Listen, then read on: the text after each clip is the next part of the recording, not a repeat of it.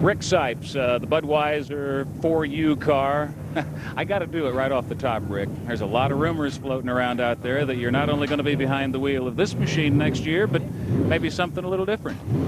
I'm not sure yet. Too early to tell. It's a long winter. It's only, what, 3 months long.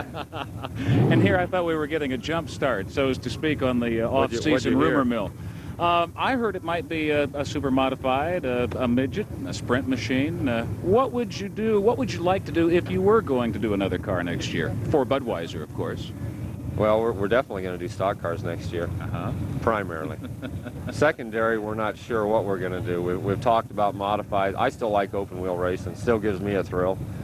And, you know, that's part of racing. If you don't get a thrill, and, you know, it's kind of just like a job if you're not getting a thrill. So the open wheels, I don't know. I've always been thrilled by the things, and we might do a modified.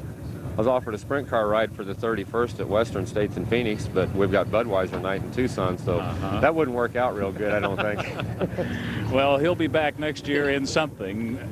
Your 87 campaign, this machine, if you had it all to do over again, which is basically what 88 will present for you, what are you going to do? Yeah, we're going to do the same thing. We're hoping that things turn out a little better next year. About the third race this year, I was ready to cancel the rest of the season and say, let's start over. I didn't like the way things were going then. We just had, you know, everybody says make your luck, but sometimes you just can't do that. And we've had some real bad stuff happen that never happened before. And we're hoping we get it over with this year because, you know, we ended up, I think, 4th in the finals, the points. So we're hoping to get it over now and next year not have anything go wrong. Just have a dynamite season and win it all. Rick, in whatever you do in 88, I know you'll make it exciting, and best of luck to you, fella. Thank you, Tom. We're going to give it a whirl. Whirlybird Sipes. Jamie Throckmorton Jr. always gives us a great show here at Raven Raceway. It might even be greater tonight, I understand, what with a new engine under the hood. What is it? It's about a 430 small block Chevy. We just freshened it up. It's the same motor we've had all year, but it's been dead for about the last 3 months. Dead it hasn't been. Maybe a little off center. It's been dead. We finally got time to work on it.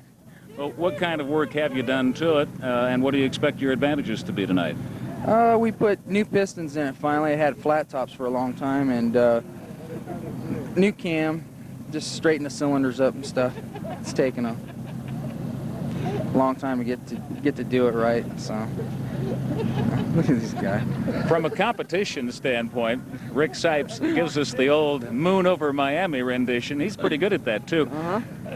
Looking at him and thinking of him and the Carl Trimmers and the other young fellow out there, Paul Banghar, what have you learned from a competition standpoint here in Raven's inaugural 87 run? They're all hard to beat. They all run good every week. So I think if you run in the top 10 anywhere around here, you're doing pretty good. If you can win, it'd be a lot better. I'd like to win sometime. I'm due, real due. Jamie, what's down the road for you as far as personal goals and objectives are concerned? NASCAR racing one day, perhaps? Or do you want to go all the way to the Indy style? I'd rather go NASCAR, but it depends. Whatever. I just like to do good like Trimmer here. That'd be, you know, if you could do that good, it'd be more than most people, I think. What will be the one thing we would expect out of you that would be different from a personality as far as being a driver is concerned in 88? Will you be more aggressive? Will you have your act more together from a mechanical standpoint? What would you guess would be your advantage next year as opposed to this year? Hopefully have a better motor all next year. We did pretty good up in Phoenix. We finished second in points, and they classified me as a rookie still this year. So I just need to win some main events. Sound like Rick Sipes. That's just what I want to do. If I can beat that old man, then that'd be pretty good. Well, he's 56, we learned. Yeah, he's sick tonight too, so He's sick. We might have a chance. He's been fast lately. He's been real fast. Jamie, thank you for the words tonight, sir. Okay, thank you. Good luck to you. Okay. This guy's hard to do anything. Mooning me. Dwayne Lang, the first question I have to talk with you about, and we've talked about it with the Bennetts, the relationship when you've got two of your own cars on the track. Pop was here for a while this campaign. You're here. Does it make it any more difficult or less difficult for the younger of the two? Well, I would say it makes it easier for me. It makes it harder for my father. How so? Well, I can learn from him, and he ain't going to learn a lot from me, you know. You don't think it's a fair swap in education? No, I don't. I think he's making out better. What about the number on the side of this car and the year 1988 coming up? What kind of changes would we expect to see in your approach? Well, I hope that it brings some good luck, and the season goes a lot better than it did this year. Not as many problems, breakage, and no. What was your biggest breakage problem? Rear ends. I had a lot of rear end problems. Broke 3 of them this year. Have you learned things about this track that will help you keep a car together next year, whether it be this one or a new machine? Yeah, this year was a lot of learning, and I think next year will be a lot easier. Because the surface, it's not going to change much. It's going to stay the same for next year, and it'll be a lot easier to run on next year. Isn't it just a heartbreak to be race ready on the weekend and not have to drive up to Phoenix to do it? Oh yeah, that makes it so easy, just going right out here and not going up to, you know, we go to Las Cruces and we go to Phoenix. We follow Carl most of the time and go where he goes, so, you know. Let's talk about Carl a second. That kind of dominance here in the 87 campaign. What can the rest of you guys do in 88 short of handcuffing him and keeping him at home? Well, that's about all you can do. The old man's good. He just, you know, he knows how to get around a racetrack. He's done it for so long. Everybody's learning from Carl. He's the teacher out here. Does Carl know that? Does he also help you at times other than race time? Yeah, Carl's helped me a lot. You know, he's been a friend, and I haven't had any problems with him on or off the racetrack. You've given us a super show out here this year. I've loved your aggressive or assertive style, if aggressive's too hot for it, and I'm looking forward to what you do here in 88. Well, thank you. We'll give it a shot. Thank you. All right. Thank you.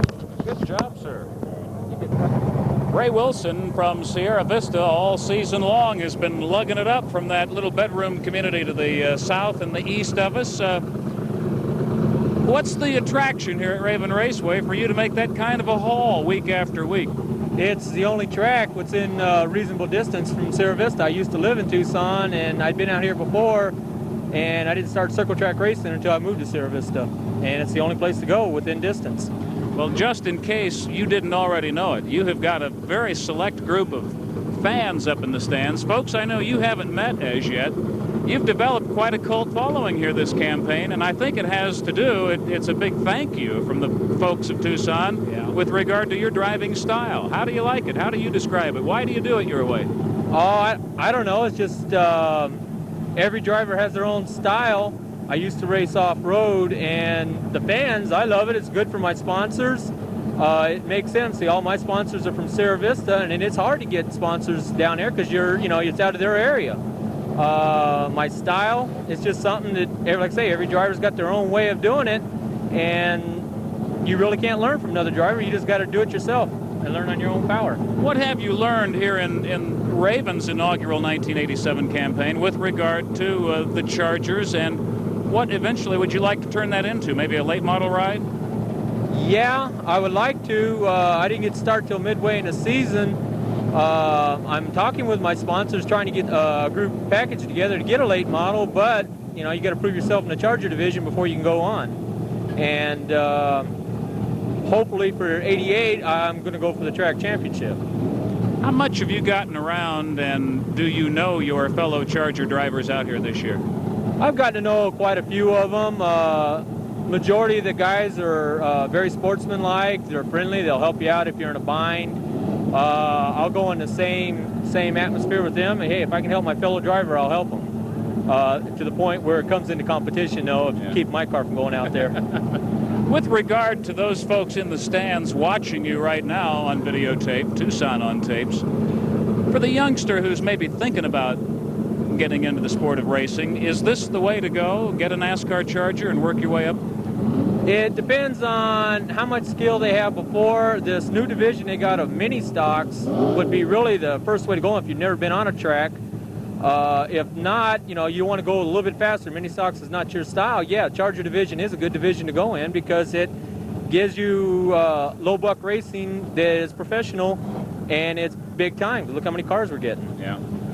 So, you know, it just depends on how fast they want to go. You know, speed costs money. How fast do you want to go? Hey, what do you do across the week to support this nasty habit? I work for Morrison Knudsen. They're a contractor down in Fort Huachuca. I'm a water plant operator. Hope you pipe in a win here tonight. I'm trying. Thank you, Ray. Thank you. Good luck. Sheila Van Hoff, I know I speak for an awful lot of folks here at Raven Raceway when I say you've given us a thrill this campaign, and I know you've sensed it down on the track too, haven't you? Yeah, I have. I enjoy it. I really do. Being a girl out there, it's it's hard being out there. Is it less difficult now toward the end of the season than what it was, say, back on April 4th? No, well, April 4th, I loved it. I mean, with not having any racing, and I wanted to race. Now it's kind of hard because everybody's improved so well that everybody's driving fast, quick, and it's a lot of competition. I still have nerves. I always will have nerves. What do we expect out of you competitively for 1988? Do you know yet? No, we're kind of talking about it. I don't know. I'll be racing, I hope. I know you recently got hitched, I think about 3 weeks ago. Marriage still flowing in your plans well? Yes, wonderfully, wonderfully. How about as far as the racing campaign is concerned? Is he a help? Yes, he's my mechanic. He's the owner of the car. He does everything for me. I couldn't race without him. Well, we're looking forward to whatever it is you bring us in '88. Don't end it yet. I got a surprise for her. Oh, Where's no. Mike at? You've got a surprise for this little lady? No. Mike! Mike! He's left. Your surprise is going to have to wait, boys. You're not a front shoe. Make him embarrassed. Well, while we've got a moment, late models ever a part of your plan? No, no. Why are you so sure? I don't know. It's a challenge, a big challenge. Personally, I don't think I could do it. Well, listen to this scenario. Let's say you come along in '88 and you're one of our predominant winners out here. And let's say your sponsors are so happy, they approach you toward the tail end of '88 and they're just dying to put you in a late model. Let's say Rick Sipes gets a brand new car and his car is available. Your sponsor's got it bought. How about then? Well, if I had the backing and I improve enough where I think I could do it, I might. I don't know. What about other gals who are maybe watching this videotape right now who've been here at Raven, and there's been a lot of them this season, who maybe have never done it, but because of you are saying, hey, maybe I can do it. Will you help them? Yes, I will. I've been here since 8 years. I've watched Rhonda Golden, Rhonda Riddle now, win, and I've cheered her on. I've cheered the Powder Puffers on, and I've always wanted to race, and it was my turn, and I would cheer on anybody that would want to do this. It's a competitive sport, and I think if they want to do it, I'm here to help. Well, there you have it. Now we're going to have to stick around and see what that surprise from Dave Maness is. Do you know what this is all about? No, I have no idea. Well, boss man, Right behind you here. take it away. Well, hi, other half. We were just finding out all the neat things from the wife regarding a marriage that's 3 weeks old, and here you are a part of the racing campaign. Of course. We've been doing it a long time. How about down the road? Still going to do it. I enjoy it. It's fun. It's a hobby. It gets expensive sometimes, but it's really enjoyable, and I like what Dave did this year. You know, it really helped us out. We were out of racing for a year and a half, almost 2 years, you know, and it really brought life back in Tucson. You guys will be happy to know while you were away, I've got her talked into a late model. All right. Well, I got a little present from you from Raven Raceway from the people here for you and the newlyweds there. So you can open it up and then you can determine what you do with it after you get it. Oh, that's neat. Thank you, Dave Maness. Thank you, Sheila. Thank you. And Mike. And looking forward to everything you've got to give us in the years ahead. Thank you. Thank you. Keep up the good work. Thanks. Keep cheering me on.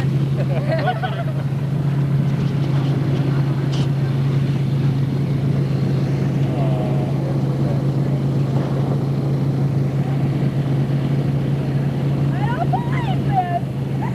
What is it? Let's read it,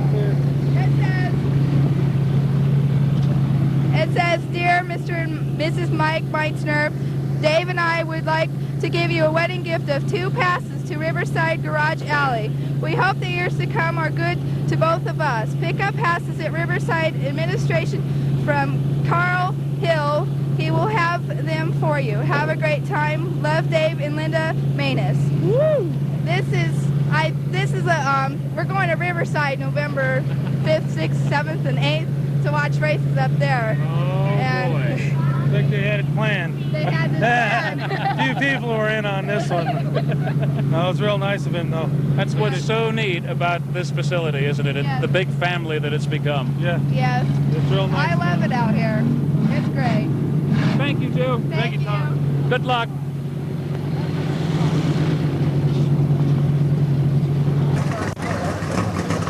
I just put 10 more kills.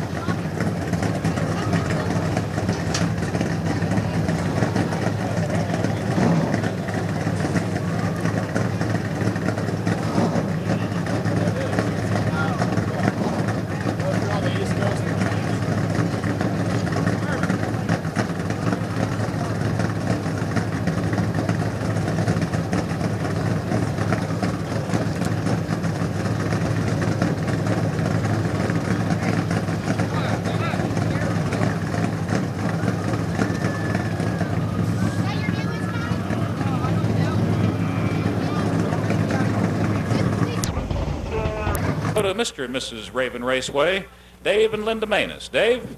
Good evening, everybody. Thanks for coming out once again. We got a beautiful night. No clouds for a change. That's about 3 weeks in a row. I don't hardly believe that.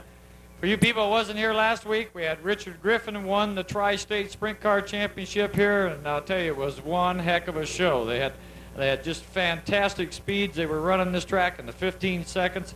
And Richard, we had Randy Roberts from Denver, Colorado, and we had Wayne Bennett over, and we had a lot of real fine field. I think it was the best sprint car show I've ever seen put on here in Tucson. So, anyways, tonight we broke the record on Chargers. We had 65 Chargers in the pits tonight. So, for you Charger field, we got a real good field there. We'll do some changing for next year, hopefully, in this program to where we'll be qualifying probably the Chargers on Friday nights and then bringing their main events out to run with the late models on Saturday nights. So that way we don't string the show out too long. We got 24 late models tonight. We got 14 dwarf cars. So you're in for a fine night of racing. Tonight we're not going to run all the Chargers in 4 heats. We're going to run 6 heat races instead of 4 heat races to give the opportunity for those guys that are just beginning and stuff too to have a fair shot to try and make the main event. So it will go rapid. We're going to run 24 cars tonight in the A main instead of 20 cars to boost that up a little bit. I want to announce about next week's show. We have the Super Modifieds and the USAC Midget program and the mini stocks. And then the following week on October 31st, Halloween night, we're going to do best dressed costumes for adults, best dressed costumes for kids. We're going to do some giveaway things here on Halloween night. It's going to be twin 50-lappers on Halloween night, the last show of the year for NASCAR program. 50 laps for the late models, 50 laps for the Chargers. Yellows will count.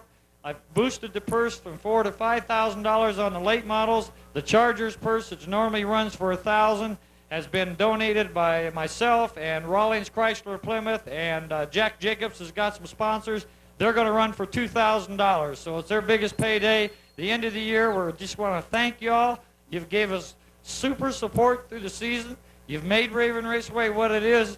And on behalf of my wife and I and all the staff, the people who believe in this facility, we want to thank all the spectators. You've been very great all year. You've helped us, and you've went through some growing pains, and we'll make it bigger and better next year. We'll do some expansion and try and accommodate you better. So our hats off to the spectators. Thank you very much for supporting Raven Raceway this year. We got 4 more shows to go. Keep coming. We need it.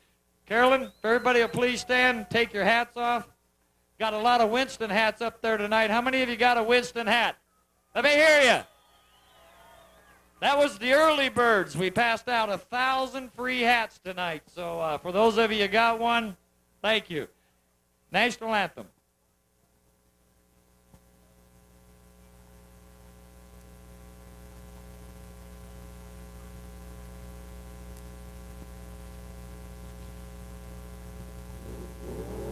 Oh, say, can you see by the dawn's early light what so proudly we hailed at the twilight's last gleaming, whose broad stripes and bright stars through the perilous fight o'er the ramparts we watched were so gallantly streaming, and the rocket's red glare, the bombs bursting in air, gave proof through the night that our flag was still there.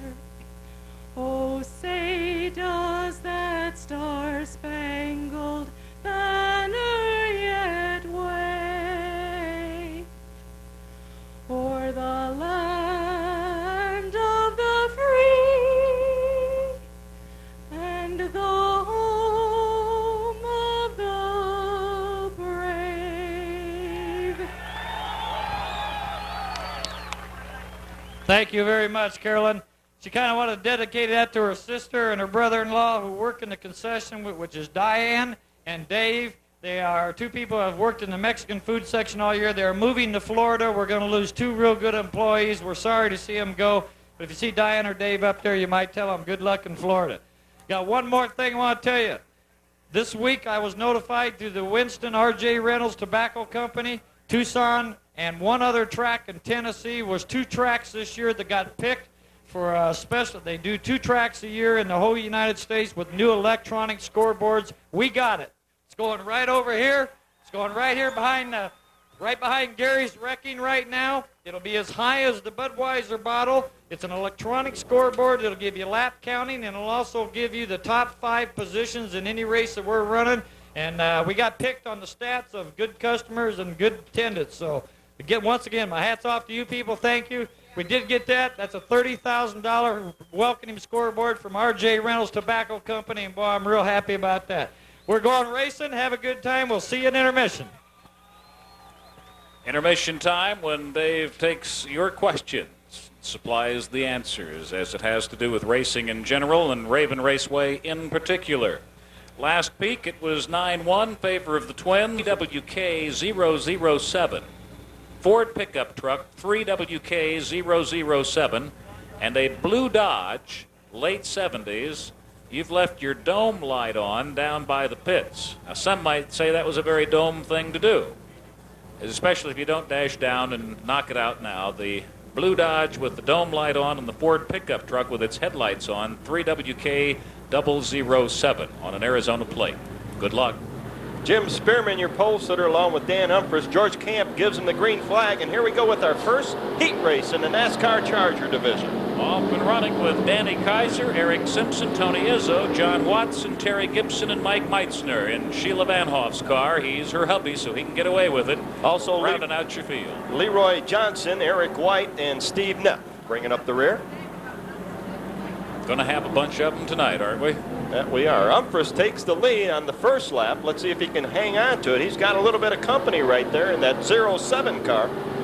Or 97, I'm sorry. That's Eric Simpson.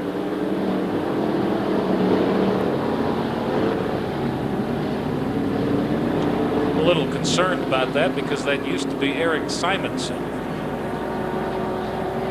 So if we can get a double check on that, I think we might be smart to do so. John Watson lingering there in 4th place, or 3rd place, make it in that number 30 car. He's been a fantastic Charger earlier on this campaign. And look at him, planted right in 2nd place ahead of Simonson in 97. Steve Neff not too far behind them, rounding out 4th place. But right now, Humphries, the man they got to catch. John Watson looks to be in the best position to get it done, with Eric Simonson right behind him. Those 3 all alone at the front of the pack. And here comes Steve Neff in that 4 Shore car in 4th position right now, trying to make his way up behind Eric Simonson. And look who's right behind him, Mike Meitzner, pushing that old Sheila Van Hoff car. He's in it tonight as a wedding gift from her. They just got married 3 weeks ago. Humphries goes a little bit wide down the back straightaway, and Watson jumps out in the 1st position right now. Humphreys looks like he has a problem handling that car, Tom. Yeah, he brought it in a little lower than what he would like to have and almost nailed Simonson in the process. But Simonson's now put her up into second place, and Humphreys has dropped off the lead and into third. And if he's been watching Steve Neff in that number 4 car this season, then he may already well know he's got his hands full from the guy right behind him.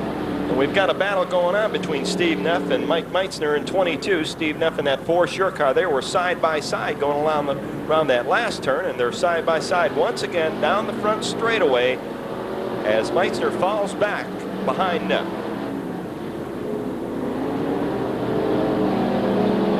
First of 6 or 7. Neff overtakes Humphreys on the back straightaway, winds up in 3rd position right now by about a half a car length. And look out there, Eric Simonson almost losing it at turn number 4. Well, he's going to give up some valuable time running in that softer, lower stuff. And Steve Neff trying to take advantage of that, moving up on him in turn 1. See if he's able to mount any kind of a challenge on Simonson down the back straight, or if Simonson's going to be able to maintain. Looks like maintain on Simonson's part. And Watson, once he's in the lead, is tougher than doggone to go get. He's proved that in weeks past out here, and it looks like he's going to prove the case pretty well tonight as he takes the white flag. 1 lap to go. Simonson and Neff trying to close it up, followed by Humphreys, your earlier on leader in this one, in that number 10 car. Watson coming up on some slower traffic, and Simonson and he both take a higher road, and Simonson's able to blow right by him back there into turn 3. This is going to be close. Look out there, and we've got them all over. Looks like Steve Neff takes advantage of that one for the checker. Domino theory down there.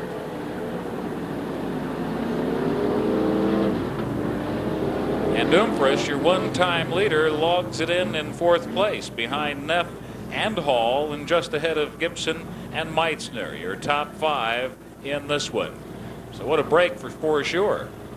That's for sure. Steve Neff in the number 4 Sure car wins it all for the first heat race. Here he comes down the front straightaway. Let's give him a good hand. Car number 4 Sure, Steve Neff.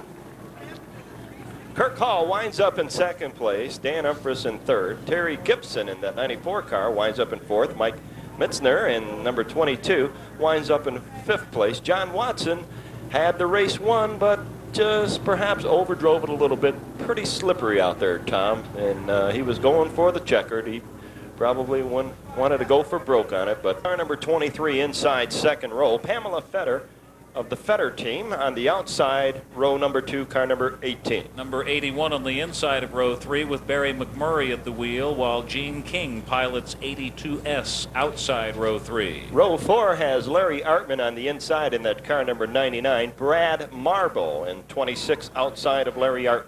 Don Calhoun in the Rawlings Chrysler Plymouth 901. Don McMurray and Jim Williams round out your field as we've got our 2nd Racing Green here on a Saturday night, narrowing in on good old Halloween with Todd Izzo piloting that number 2 blue into the lead right off the bat, ahead of Gary Williams behind the wheel of number 12 and Gordon Sams in number 23 in 3rd place. That's how they stack up coming out of 2 into the back straight and up to 3 we go, Jack. Same trio in the same progression. Brad Marble there in 26 trying to scurry around and get back into this one. Look at the hood on Todd Izzo's car, Tom. It looks like the left latch is broke off of that one.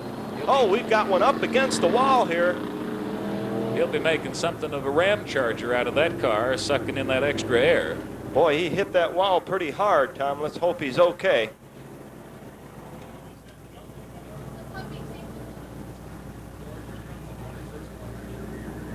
So that brings out the yellow flag.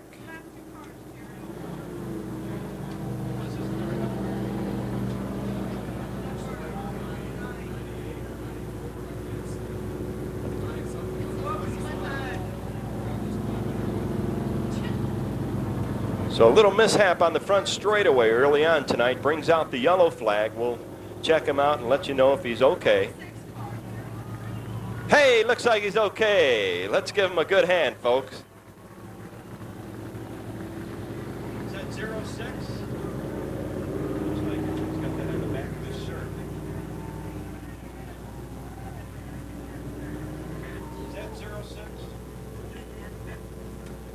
That's Don McMurrick in the Spudsmobile 06 car. And Don not too happy right now, but It's been a tough couple of weeks for things named Spud. See where Spuds McKenzie checked out while giving birth to some young pups last week, so tough news for the advertising community. I always figured Spuds was a boy. Not so. And the Spudsmobile will be back.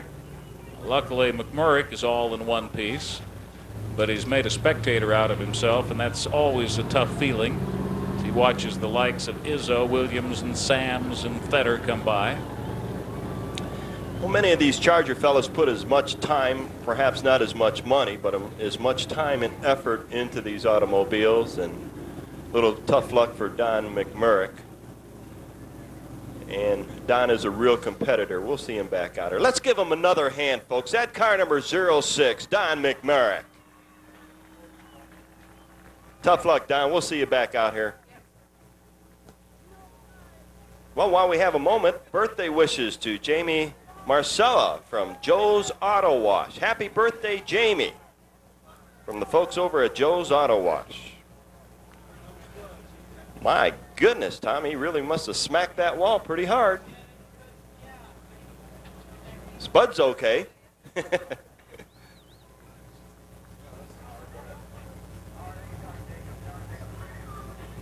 Great night for it. And again, on behalf of Dave and Linda Manus, thanks for coming out, being a part of our ever-growing Raven Raceway family here in the inaugural 87 campaign. Your top short track, dirt track in all America in its first year of operation, thanks to you folks, because according to NASCAR, Raven gets that rating by virtue of both spectator count and also car count. You know you've got the cars, you know you've got the spectators here tonight, and a brand new one right there in 901, the Rawlings Chrysler Plymouth machine. And they've stuck out some dealer challenges for next campaign. Rawlings behind that machine, Don Calhoun of Rawlings behind the wheel of the 901 car, some of our new 11th hour blood showing up here in 1987. I got a feeling we're going to see a lot of new faces, new blood and new talent out here in 88. Boy, that's for sure. Well, we were just informed, Tom, that we've got 4 dozen of the special edition Vicky Lynn t-shirts on sale at the video booth for just $8. 4 dozen of them left, so pick them up tonight after the races or during intermission. Save a large for me, please.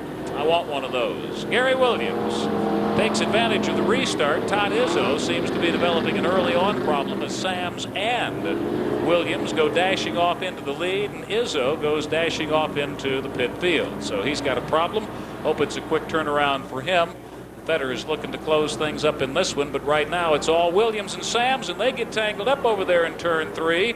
Sams gives him a little bit of a nudge, and they both are able to come away under their own power from it, but Sams has snatched the lead away from Gary Williams, who now drops off to second place in that number 12 machine, and Pamela Fetter is pounding it up to the front of the pack in that number 18 machine. Now that was some good clean driving by Gordon Sams. He backed off of that and then turn number 4. He could have pushed him on around, but he just eased off on the gas and let Gary Williams and kept him from spinning out, Tom. That's why he's still out there. Gordon Sams brings it around, sole possessor of the lead in this one right now at number 23. Gary Williams trying to close it up, as is Pamela Fetter, as we mentioned last go-round in the 18 machine. And Larry Artman now in number 99 rounds out your top quad. And look at Larry Artman making a charge. He goes a little bit wide this time, but he was approaching Pamela Fetter's tailgate. 2 is one of the turns you just do not want to get high in. Or 4. I know. Gordon Sams opens it up from Gary Williams in that car number 12. Gary in second position. Gordon Sams in 23. Has it all to himself on the back straightaway. Fetter and Artman still running third, fourth. But it's a distant third, fourth to Gary Williams, and he's over a quarter of a lap right now behind Gordon Sams in that number 23 machine. If that's not a Halloween car, I don't know where you'd find one. We'd have to have him out here Halloween. He'll be out here. I think you ought to get the Cincinnati Bengals as a long-distance sponsor, too.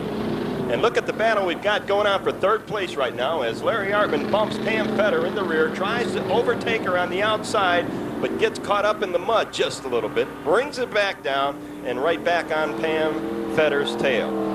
Sam's right there in 23, and with that much of a lead right now on Gary Williams, just now bringing it down out of the fourth turn. And then, as Jack mentioned, you've got two who are solely interested right now in battling it out for third place. And they're doing it fender to fender. Little swashbuckling going on down there coming out of 4. And Sheila takes the worst end of it with Larry Artman bouncing his way into third place now in that 99 machine. And Pamela's able to hang with it. I called her Sheila there, didn't I? Yes, you did. Don Calhoun getting by her now as she has dropped down to the low side of the track between 1 and 2. But she's still got it moving under her own power, so we'll keep an eye and ear on her and see what's going to happen with her here. And if she can get back up to figuring in this one, which is pretty much owned by this guy. Gordon Sams in 23, taking the white flag now as he laps Calhoun in the Rawlings Chrysler Plymouth machine. What a nice looking NASCAR Charger that is, too. Here comes Gary Williams. He's only the second one to take the white flag, and as you can see, he's just about a half lap back right now.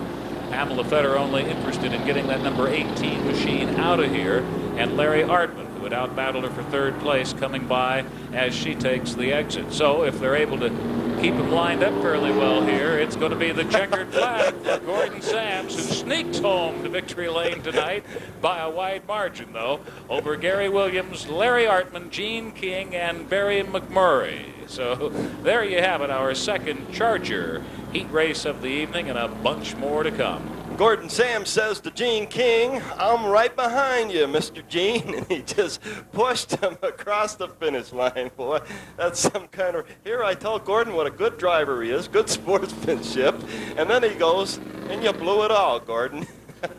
No, good job of driving. Let's give him a good hand, folks. Car number 23, Gordon Sams. Good job, Gordon. Tom calls it the Halloween car. Halloween. I wonder if the Hair Now girls are cheering him on here tonight. Well, that's some good racing. A little bit of tough luck for Pam Fetter. Mr. Artman and her went side by side there for a while with Larry. Most of this evening in Marion Smiley's old car. Marion off to do his own thing, and he'll be back in 88 running his own show. So Terry Green in 14 is on your pole with Rick Sipes to the outside. Ronnie Lutz, Jamie Throckmorton in row 2. Royal Jones and Paul Banghart make up row 3. Bronco Billy Brandon in the 6 machine, remember, and Carl Trimmer in 74 are your row 4 here. And Rick Sipes putting on a show of his own right now. I don't know what he's doing. Pulled away from everybody else. Rick Sipes is supposed to be the outside pole sitter, Tom.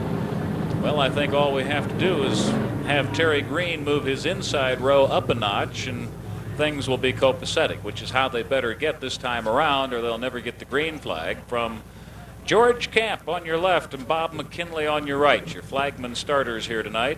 Rick's going to jump out. What? How about you folks from Rawlings, Chrysler, and Plymouth? Where you at? Let's hear it from you.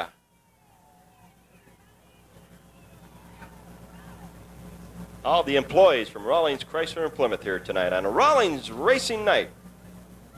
They're a bunch of racy folks.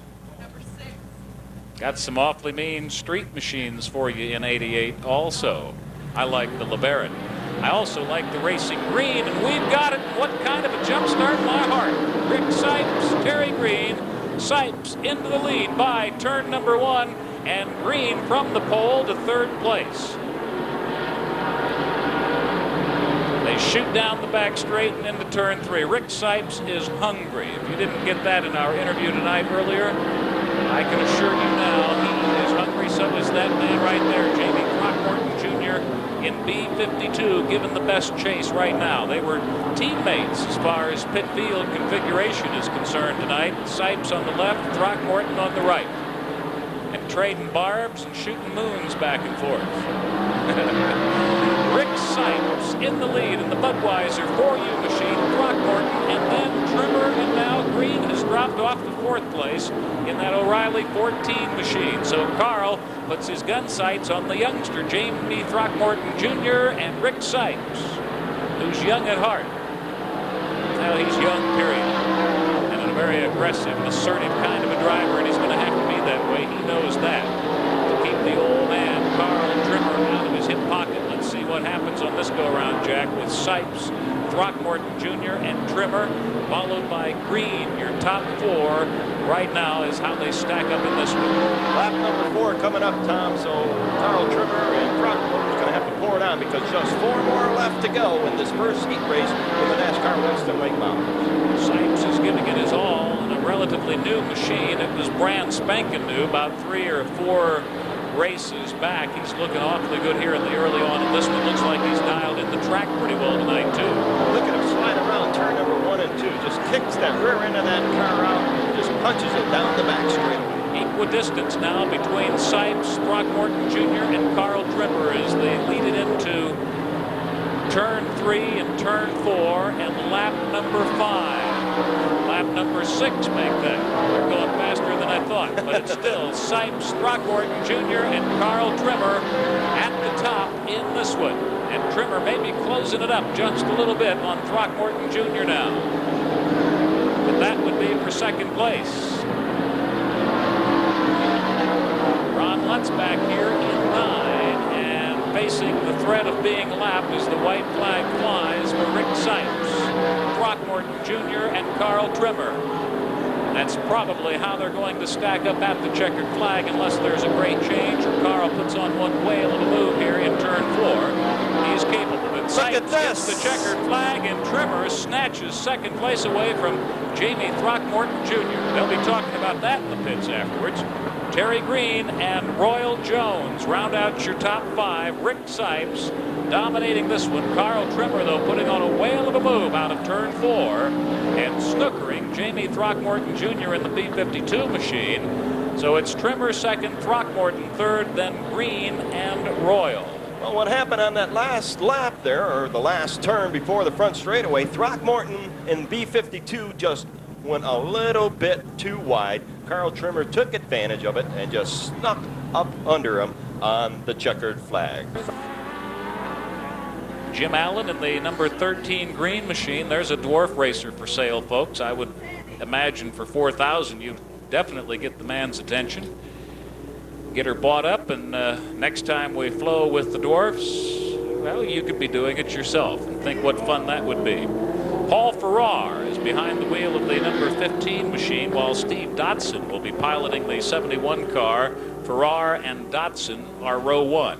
Frank Wright on the inside of the 2nd row, Sorcerer's Apprentice, car number 2. On the outside of Frank, Jim Allen, and car number 3, that Gary's towing car. Rob Atterbury in number 12, Joe Frame in 74, and Brian Carr in number 27 to round out your dwarf racer field. And they get the yellow flag and the finger of George Camp indicating to them that he would like one more go-round out of them. Stack it up a little bit better, he's telling them. Slow it down. And remember, this is open wheel racing.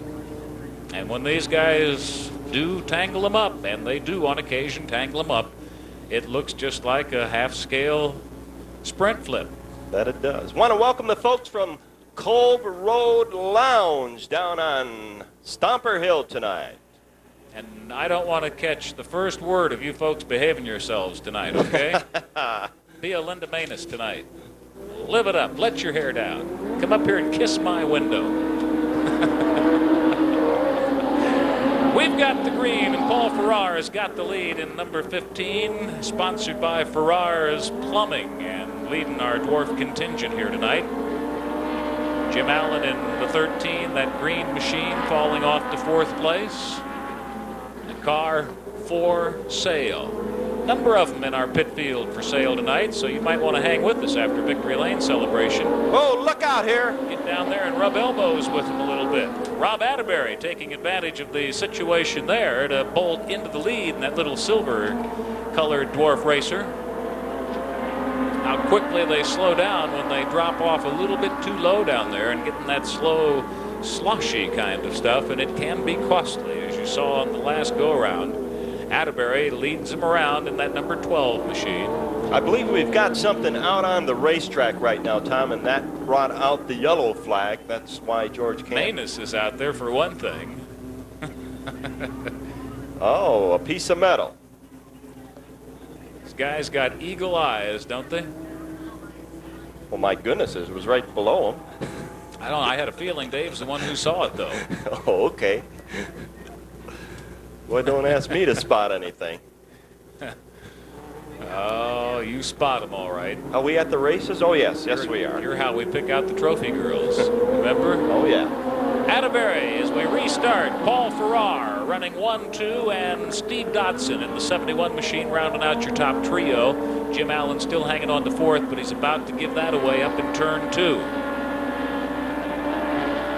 So Atterbury continues on in the lead, and your earlier leader, Paul Farrar, giving the best chase right now in this one. Atterbury cooking in number 12. Farrar playing catch-up, and Datsun likewise in the 71 machine, with Jim Allen having dropped off to 5th place now. Frank Wright in the number 2 machine, Joe Frame in 74, and Brian Carr in the car 27. Atterbury looks exceptionally well out there tonight. He likes a wet track, and that's what he's got right now. Still a little bit tacky. A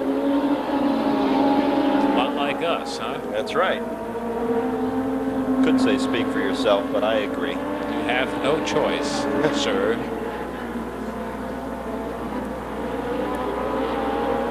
Well, your leader is way out in front right now from the rest of the field, except for Paul Farrar, who is making a good chase right now.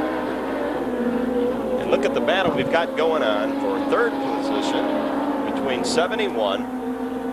Steve Datsun and 27 Brian Carr in the Popeye car. Brian Carr passes him up coming out of turn 1, so let's see if Popeye has done his spinach and can close this one off as time rapidly runs out, because Atterbury and Farrar are coming around under the white flag, and Farrar back into the lead in that number 15 machine.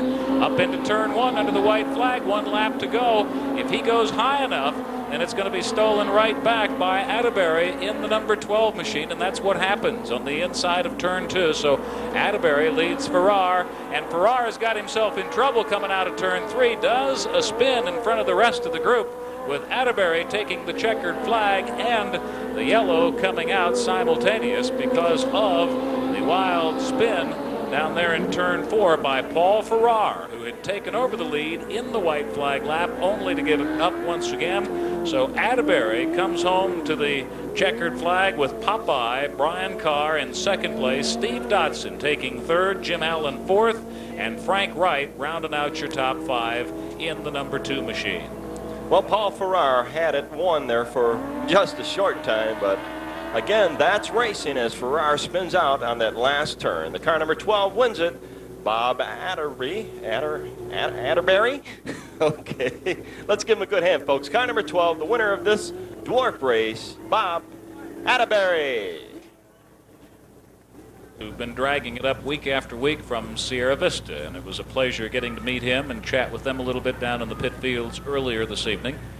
He's been a good charger, and he literally has built up quite a core of fans here in the stands. I know Gina and Patty, he's their favorite racer. They're not here tonight, strangely enough. Probably had some other things to do, doggone it.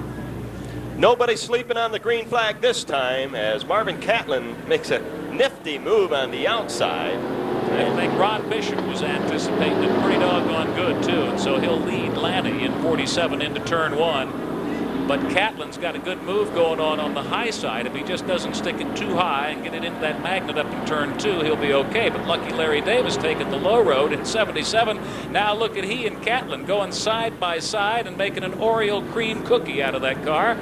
And it looks like becoming behind Ron Bishop the closest here is going to be Lucky Larry in 77, and Catlin in the Fashions 5.95 machine has now taken over sole possession of 3rd place. But he's got a move on Lucky Larry coming out of turn 2, Jackson. Boy, he sure does. He's side by side with him once again on the back straightaway. Now he overtakes Lucky Larry, but he's going to go wide again this time. You watch, Tom, and Larry's going to try to sneak on the inside of him, and he does. But they're side by side again, and Catlin overtakes him. Catlin noses him out over the start-finish line and puts his gun sights on rapid Ron Bishop up at the top of this class right now in 98. But Catlin is no slouch. He's one of those aggressive sorts, to say the very least. In the Fashion's 595, he's into the lead. Can he hang on to it? He snatches it away from Ron Bishop in turn 3, and he takes the high road through 4 into the lead. Marvin Catlin, Ron Bishop, and then Lucky Larry Davis rounding out your top trio. Tom Lanny, your rookie this year, has dropped off to 4th place, and Pierre puts a weird little move on competitor Ray Wilson there, almost sending Wilson into the pit field. So, uh-oh, look out here in turn number 4. yeah, stay out of Marv's way, and I'd stay out of Ron Bishop's way, too. The number 88 machine of Jeff Johnson getting into the thick of it all, to say the very least. Catlin opens it up just a little bit from Ron Bishop right now. Let's see if Ron can catch up to him. Catlin gonna run into some traffic before the end of this one. We got a wheel flown off up in turn 2, scraping the Budweiser sign. Let's hope it doesn't cart its way back across the track.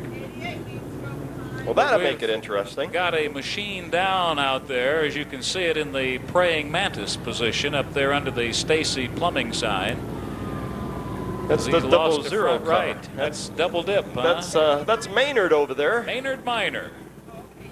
And a 3-point landing up in turn 3. Of course, he hadn't planned it that way. And he's still going. That thing's got to be a nightmare to steer right now.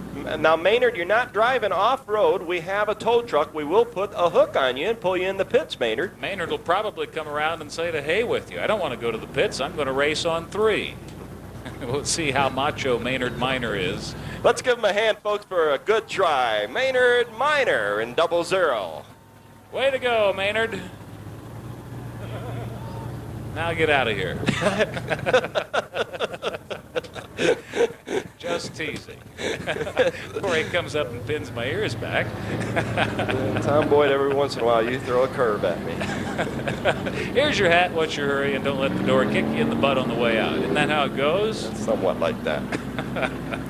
Hey, these guys come out to put on a show, and that they've been doing all season long, and you folks, I'll tell you, it's been a privilege, and it's been a pleasure. It's been mildly surprising week after week after week. The full houses that we have drawn out here. No better way to replace my Saturday night poker parties than to face another full house, as long as it's this kind of a full house here at Raven Raceway. And if you're in the stands tonight, we not only thank you for coming out, but if you're one of those folks who have religiously been here week after week after week, we really tip the Winston Raven racing cap to you folks for making it all as possible as it was here in an inaugural season of '87, when we became, in one fell swoop, the top short dirt track in all America by car count and spectator count.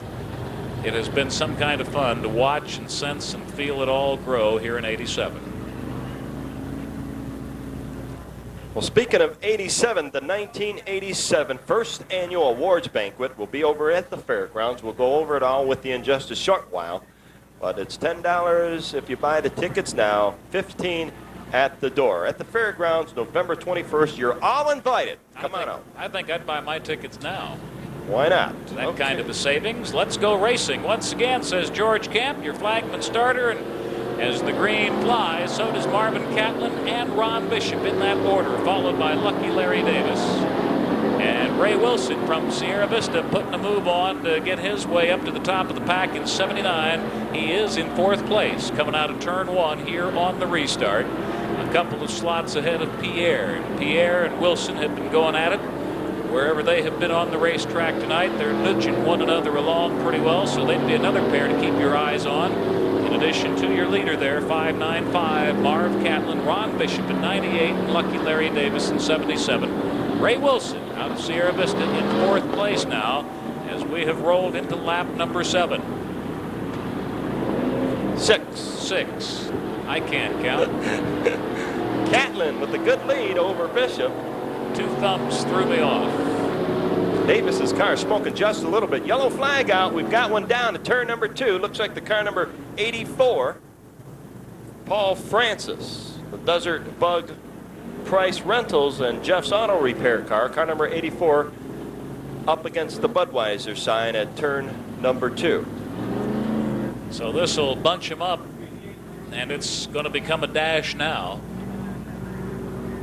A short dash to the checkered flag in heat race number 3 for these NASCAR Chargers, of which we have at least 65 in the field tonight, plus our Dwarf Racing friends and our NASCAR Winston late modelers for you, all coming down here on a Saturday night, number 17 in October. In case you missed it earlier, the Wildcats at halftime had come from a 7-0 deficit to lead 21-10 over the Beavers of Oregon State. That was halftime, 21-10 in favor of the U of A.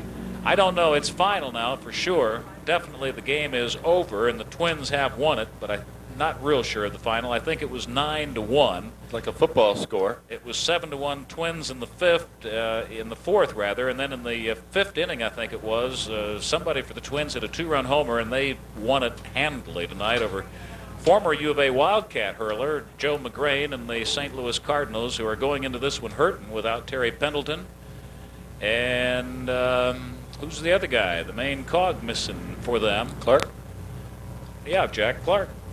Not even on the roster anymore. So Whitey Herzog got his work cut out for him, and coming from a 1-0 hole after the opening night of the World Series of Baseball in Minneapolis, St. Paul in the Homer Dome tonight. So a Cinderella story perhaps unfolding at the World Series level. It's been 22 years since the Minnesota Twins were there. Long time.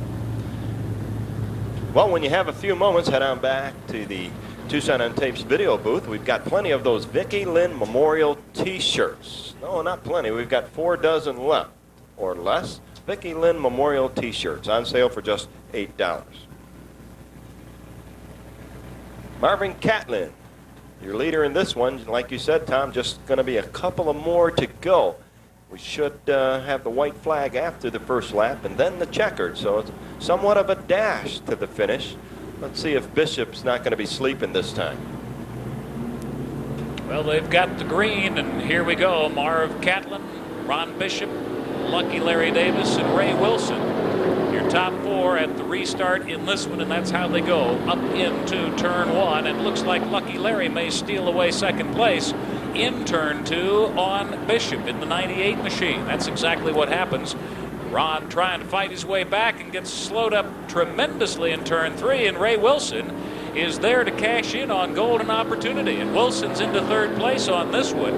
Now he'll gnaw away on Lucky Larry for a while and see if he can't get himself into position to go to the front of the class, but time is rapidly running out here. The white flag is out in the Fashions 5 machine. 595 will take the white flag lap right here with this much of a lead on still Lucky Larry in 77 and Ray Wilson in 79. Giving chase, giving it their all up into turn 1. Ron Bishop, a one-time leader in this, to 4th place and trying to claw away at Wilson now inside turn 2 and into 3rd place, but he's unable to get the job done.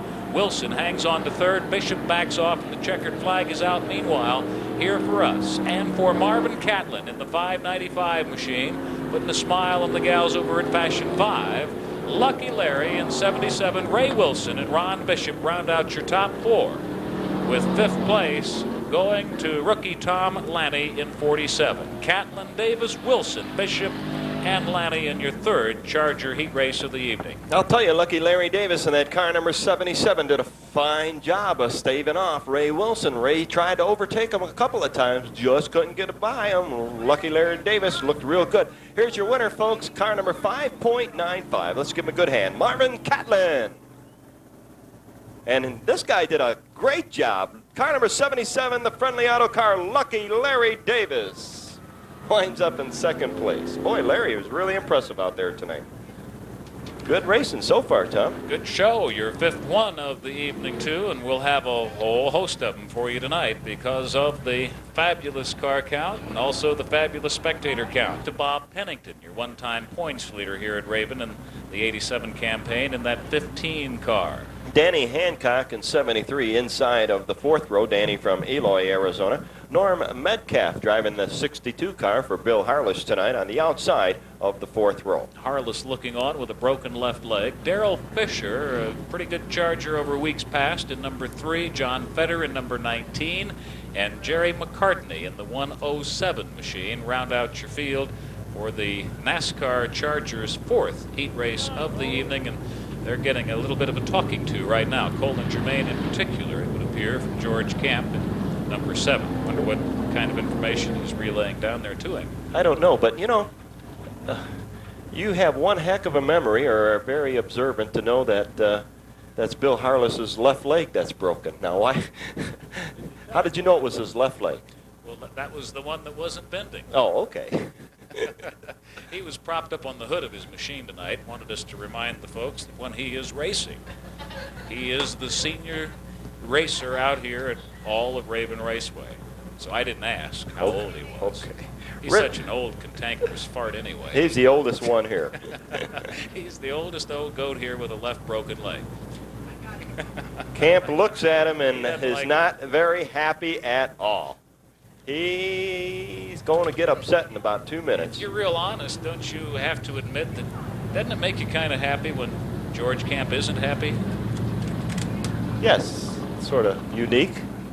Uh-oh, he's got the black flag in his left hand. Da-da-da-da-da-da. What's on his mind now? George Camp, our flagman. Bob McKinley, his sidekick up in the flag stand. Colin Germain, your pole sitter this time. They look nice and even on the back straightaway.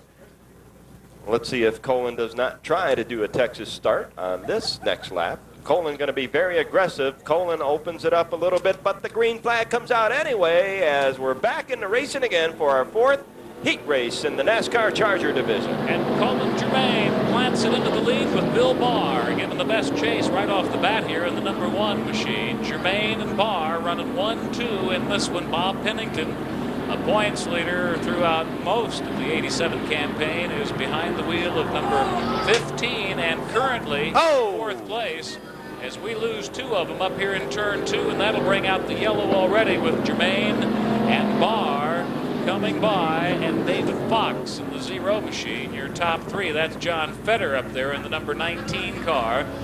Looks like he's going to be able to move it off under his own power, so that's good. David Chappa over here in 318 is the other who got involved in that turn 2 fray. Did you see it? Boy, I seen it, and it could have been worse than it was. So we're going to have to go to a complete restart because we did not complete one full lap under the green, the first full lap under the green. And that's the flag that Bob McKinley has in his right hand right now, the yellow and red flag indicating a complete restart. They'll be side by side once again as they go around on their pace lap. Fetter goes into the pits at car number 19. That's the husband of Pamela Fetter that was out here a little bit earlier racing. She has the blue 18 car.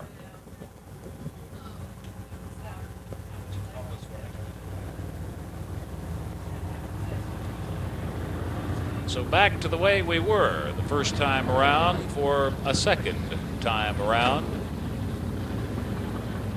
Darrell Fisher there in 3. 107 of Jerry McCartney.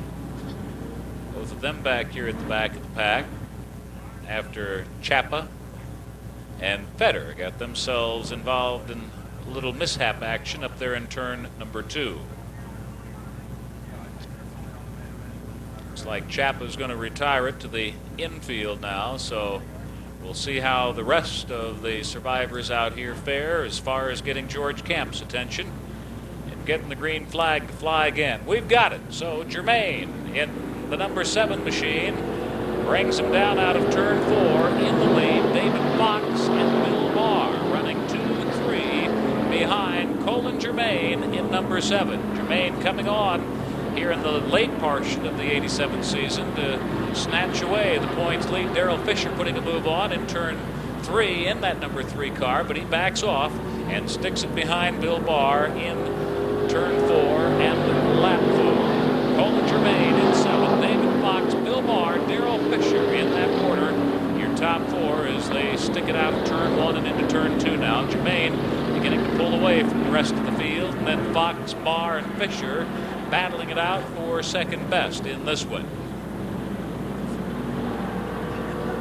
Colin Germain in number 7, looking like he's looked in recent races, and that is awfully domineering. David Fox in the 0 machine in second place temporarily. Now he's been displaced by Bill Barr and Darrell Fisher.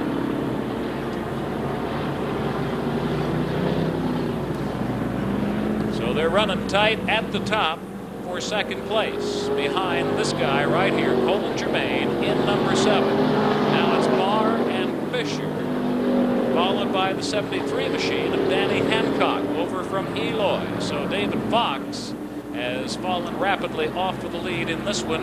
Colin Germain, your front runner in the number 7 car, and look at Hancock go, taking the low road in turn 3 and bypassing Bill Barr back there to take over second place. Look out here. Germain in number 7, and Fisher now trying to close it up on Hancock.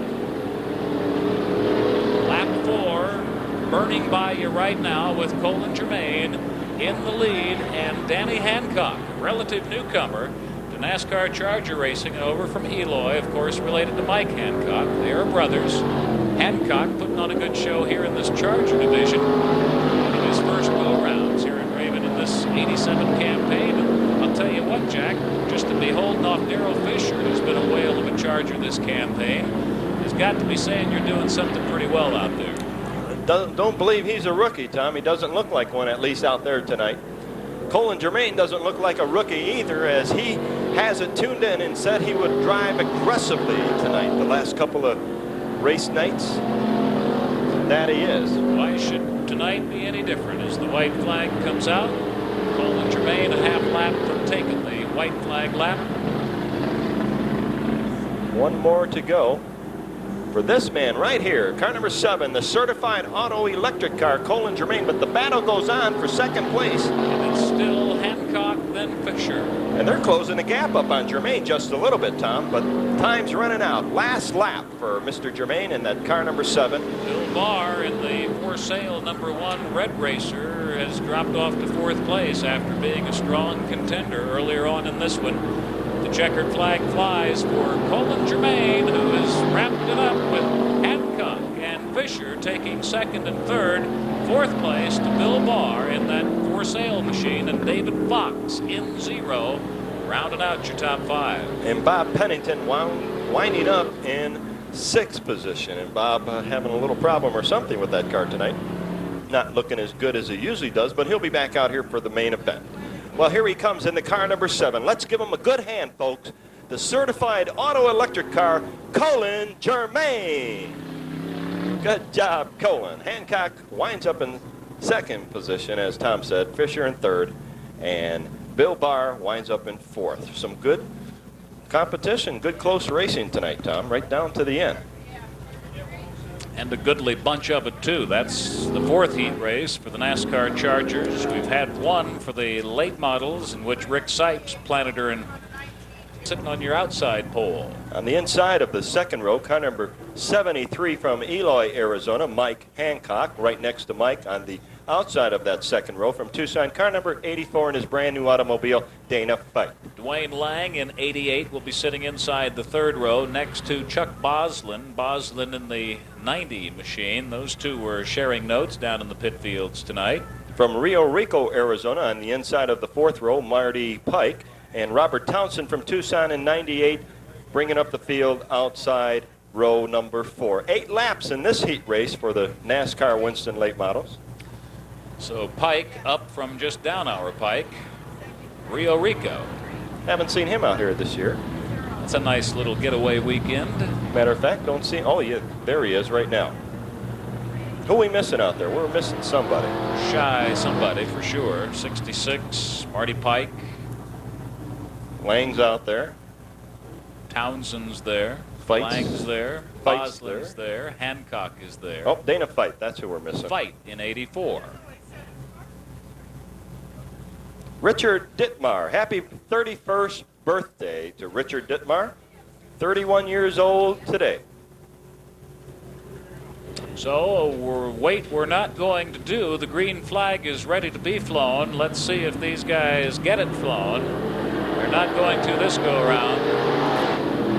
Something about their personality and makeup George Camp did not like, and so he left the yellow out on him. There is Dana Fight. He is out on the racetrack. Where did we miss him? We're missing one out there. Let's see who we got. Somebody is definitely not here. Perhaps us. Webster. It's got to be Carl Moltner. 90X. We're missing 90X. Is supposed to be here and not, so that'll help out Fight, Boslin, and Townsend sitting over there on the outside. Oh, as green they've got flag. The green flag, and They're they're all sleeping. bunched up.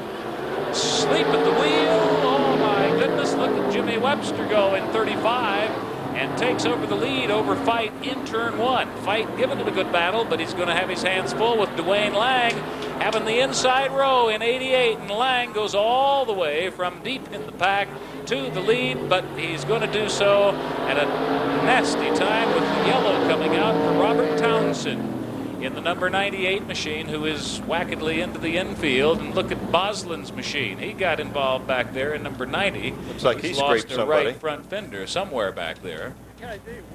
Maybe hanging on Townsend's machine. So Townsend losing some debris on the back straightaway. Did we get a complete first lap? No, we didn't, so we'll get another restart here. Did not go one lap under the green flag at the beginning, so we'll go back to a complete restart. And still mine is Carl Moltner Jr. in the 90X car. So that's why Fight is next to Webster. Hancock and Boslin. Boslin got a little more air blowing in there tonight than normal. We may be minus Robert Townsend in number 98. Looks like he has joined the attrition list.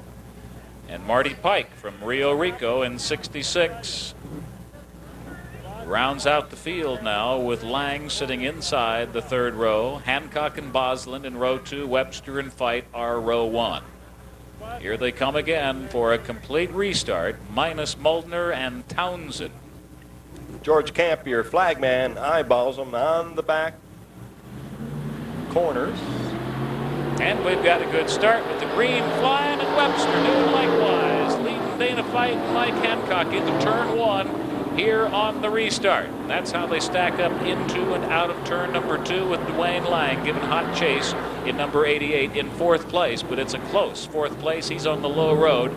Let's see what he can get done, nudging away on Dana Fight as Hancock takes it wide. He's had a problem there earlier this year and brought it into the wall that time around. Not so tonight.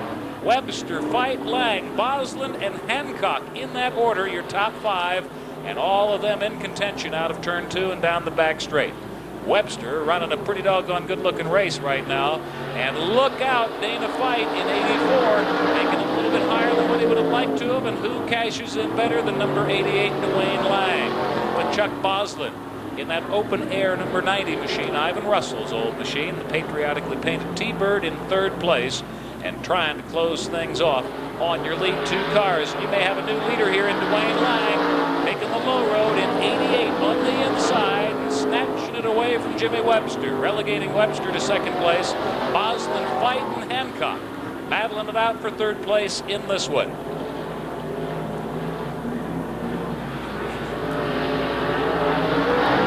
Your leader, Dwayne Lang in 88. Your one-time leader, Jimmy Webster in 35. Boslin with more of that front end coming undone this time around. And let's see if Fight and or Hancock are going to be able to cash in on it. It doesn't look so.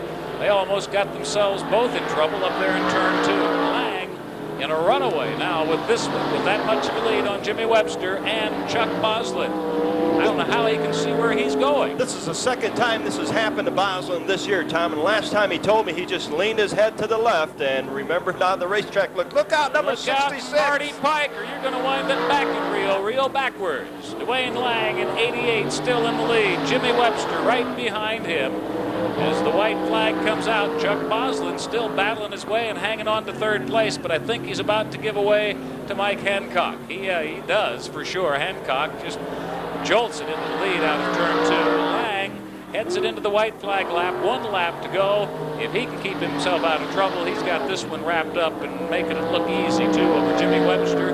Mike Hancock in the 73 AM machine, and Boslin, God love him, sticking with it in number 90. I don't know if he can see where he's going, but he's gotten his way into 4th place. There's your winner, taking the checkered flag, Dwayne Lang in 88. Jimmy Webster takes 2nd. Mike Hancock 3rd, and Chuck Boslin winds up in 4th place in this one, despite a lot of obstacles out there on the front end of his own machine. When it's all said and done, there was only 4 cars left in this race. Let's give him a good hand, folks. Car number 88, Dwayne Lang.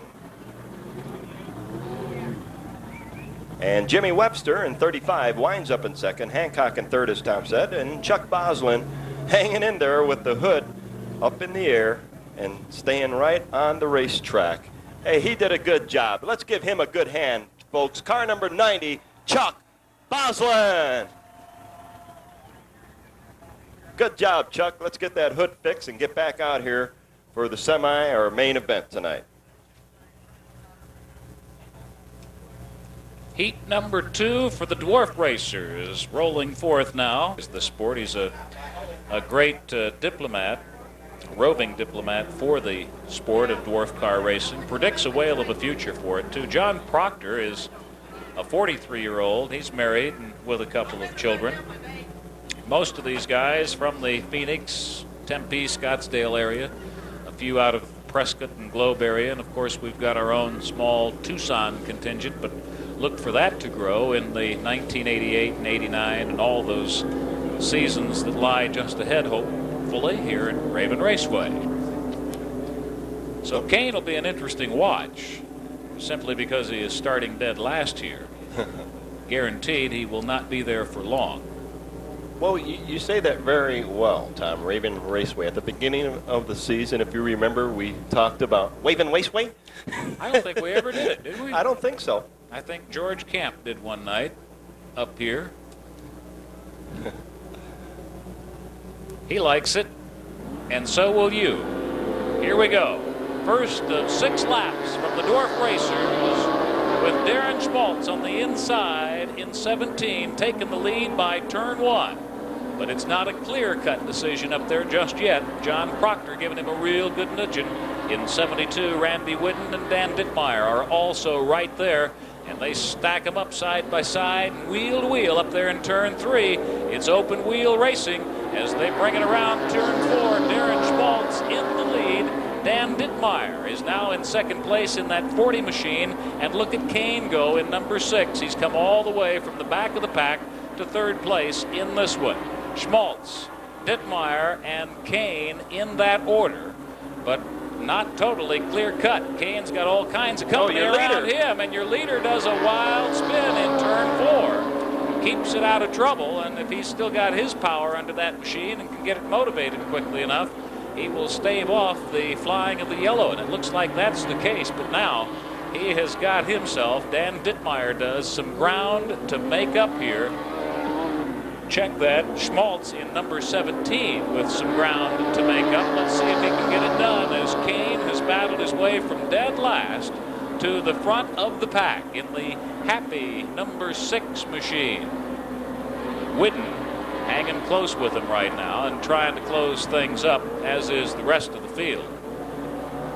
This guy, as we head into lap 4, has got a whole lap to go to catch up behind Kane and Ernie Adams, 6 and 24 in that order out of turn 1 and into turn 2. Here they go. What a good show they put on. Close proximity racing up here in turn 4. And you saw Schmaltz go flying as a result. Got her around just a little bit backwards as the white flag flies. 1 lap to go for John Kane, followed by Adams and Dittmeyer and Proctor, with Phil Parker in number 8, rounding out your top 5 in this one.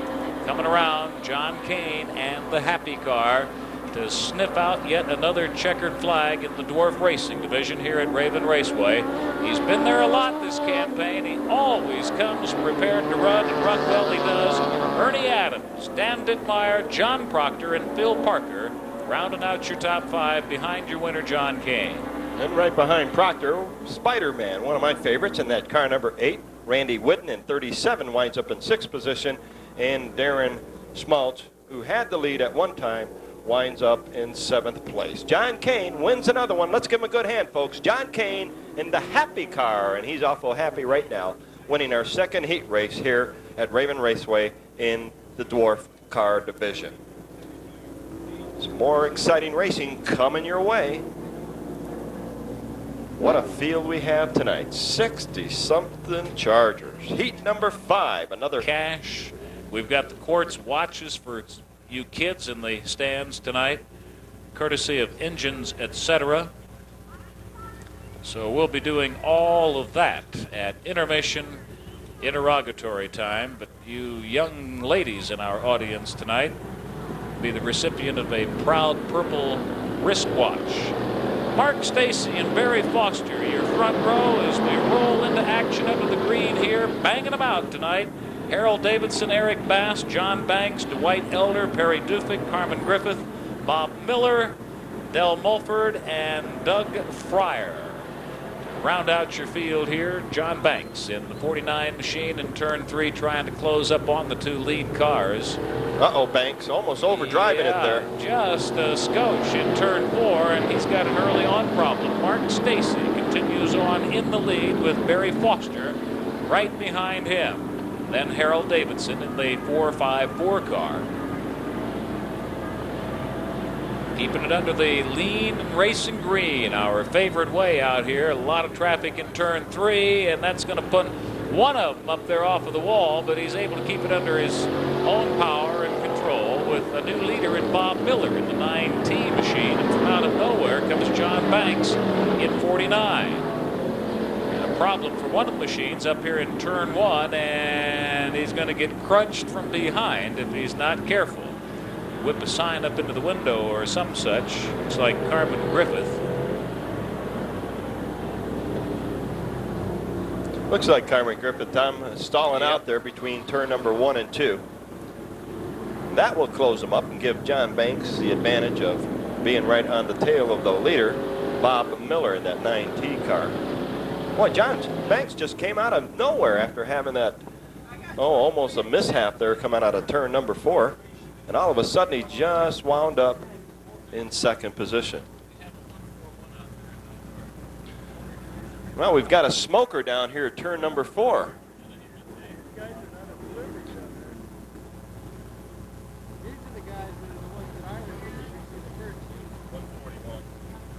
So a pair of them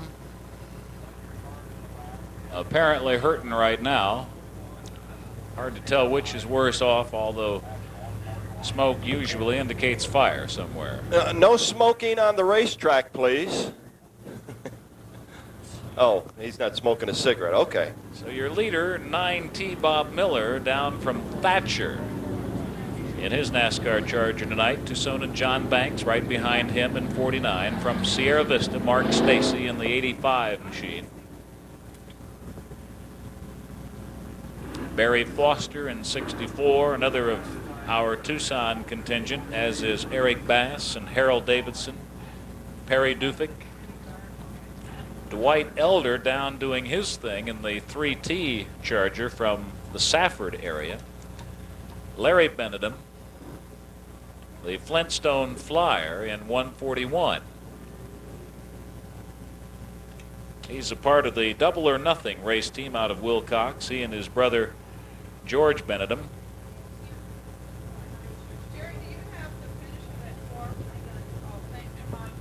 So they're coming from all over. And you think we have a lot of cars tonight. Wait till next year.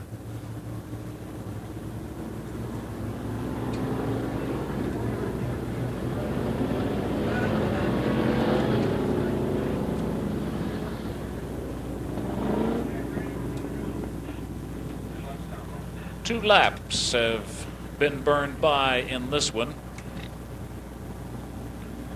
Your 5th heat for the NASCAR Chargers tonight, and we still haven't made our way through the field of them.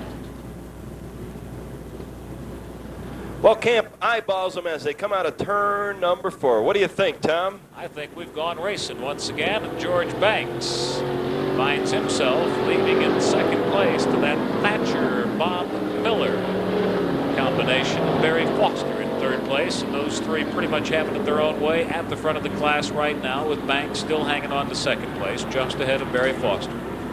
And they've got a couple closing up on them, including Benedum in 141. Oh, look out, John, not again. Banks doing it a second time up there in turn 4, and he's not out of trouble yet. Getting it into turn 1, he has dropped off from second place to fifth place, almost in one fell swoop. Bob Miller, 9T, still in the lead. Barry Foster now given second best chase, and Larry Benedum, the Flintstone Flyer from Wilcox, in third place. Miller all alone in that 9T car. He's being chased by Barry Foster, as Tom said. Larry Benedum trying to catch up to Mr. Foster in number 64. Bass and Banks battling it out for fourth place in this one. Bass currently enjoying the better of it. John Banks at one time in the lead in this race in that 49 machine, now trying to close it up on 4 cars who've gotten in front of him, including that guy right there, Bob Miller, your leader. But now his margin over Barry Foster has definitely been cut down, Jack. Foster's running right behind him. That it has. Tom Foster is just keeping up with him right now and probably planning on making a move here in the next lap or two. Let's see what Miller does. Miller keeps it on the inside. Foster keeps it on the inside right behind him. So they're pretty evenly matched. Oh, there goes Banks wide again. Maybe Foster's planning on going somewhere after tonight's racing. He's in a hurry and got the trunk lid open. I don't see much Samsonite in there, though. And you won't. Well, if they're going to make a move on Miller, they're going to have to make it now, because the white flag is coming out with one more lap to go for that guy, Bob Miller, from Thatcher, Arizona. Looks to have it pretty much his way. Might be a battle for second place with Larry Benedum trying to close it off on Barry Foster. Let's see if he's able to get it done here in the last lap of this one. He does close it up by turn 3, but I don't think enough. The checkered flag falls for Bob Miller from Thatcher. Oh, look at this. Oh, Benedum gets him. The Flintstone Flyer flies his way into second place, a la Carl Trimmer earlier on in our late models race tonight. Benedum doing a good job poking it in on the last turn of this one and nipping away at Barry Foster, with Miller taking the win, Benedum second, Foster third, Banks and Bass rounding out the top 5. Well, a pitcher's worth 1,000 words, and, well, he doesn't get $1,000, but he could get an applause. Larry Benedum in 141. Let's give him a good hand for winding up in second place. And the winner of this one, he can hear you in the pits, the car number 9T from Thatcher, Arizona, Bob Miller. Oh, what a job Benedum did, huh? He just overtook Mr. Foster right there at the checkered flag. Good, close, exciting racing so far tonight. Racing team. You think anything else, you got a sick mind, just like me. No comment.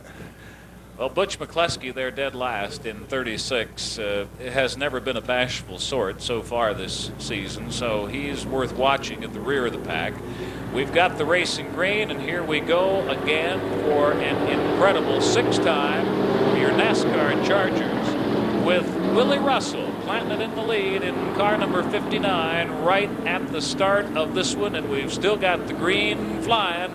A 3-car race, including Henkin in 69, brewing for first place in this one. George Benedum, the bounty hunter, in car number 111, also in the thick of it, maybe snatching the lead away coming out of turn 4. Sure enough, it's the bounty hunter, and then Russell and Henkin. Your top 3 in this one. Brett Kempton running along in 4th place.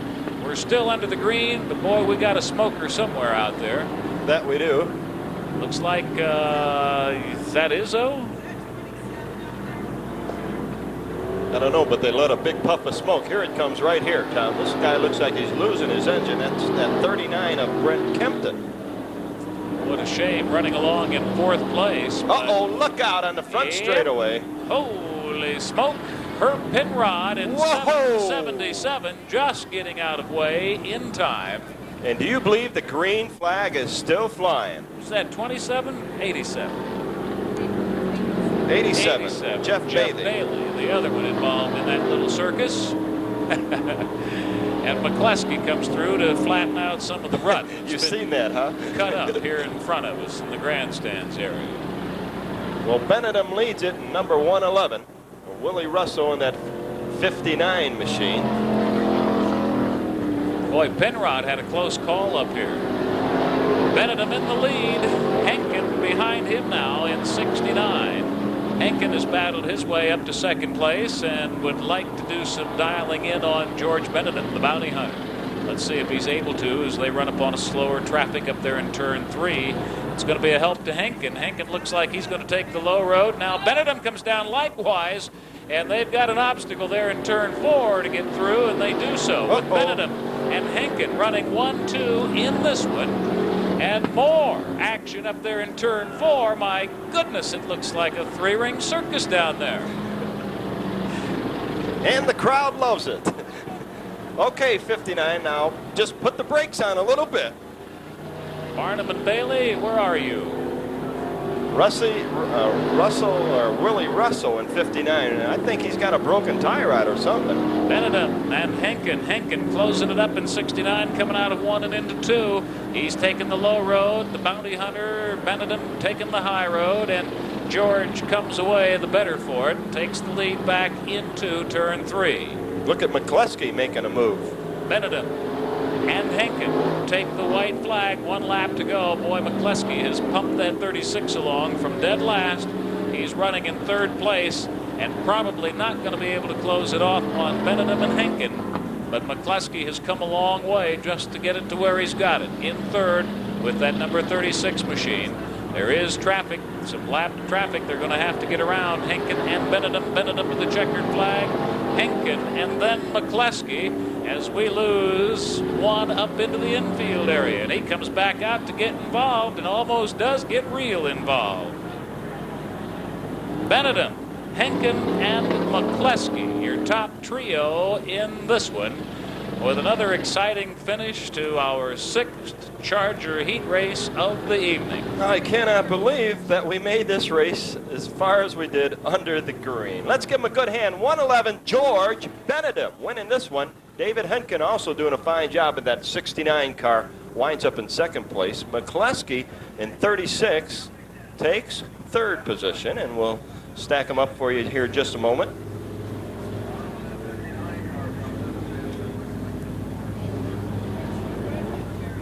Raceway, the bounty hunter they call him, from Wilcox. Welch and Carney, row 3. Clayton and McCleskey, row 4. Anna Shoemake to the front gate, please. Anna Shoemake, report to the front gate, please.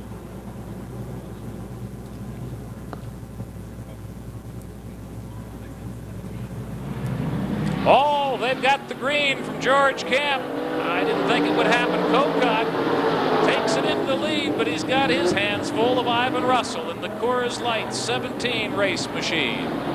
So they'll have at it, Cocotte and Russell. 1-2 up into turn 3. Some moves being put on from late in the pack in the early on of this one. Let's sort them out as we get the chance. 3rd place in this one all along right now, Leroy Welch in number 34. Cocotte, Gibson, and Welch with number 11T, Ken McCleskey, from deep in the pack to 4th place in this one. Cocotte and Russell bring them down out of turn 4 over the start-finish line. There's 11 and 34. Welch and McCleskey rubbing noses and banging fenders out of turn 4, but they're both able to walk away from it without any further scraping. Cocotte and Russell running a tight one at the top of this one and out of 4. Cocotte a little bit better of it over Ivan Russell up into turn 1. With a good lead now being built up on Ken McCleskey all alone in 3rd place. He's moved ahead of Leroy Welch in 34. Slower traffic in Malandrone over in turn 3. It does not affect either Cocotte or Russell. They stay in that order. Cocotte and then Russell with a slowed El Paso machine, 05. Maybe present some trouble up there in turn 3. Let's see as Cocotte and Russell, followed by McCleskey, lead them around. The yellow flag is out, so this will slow them down and bunch them up with Cocotte and Russell and McCleskey running 1, 2, 3 in this one. In a broke up machine for Pat Carney out of El Paso. That right rear wheel section is just destroyed.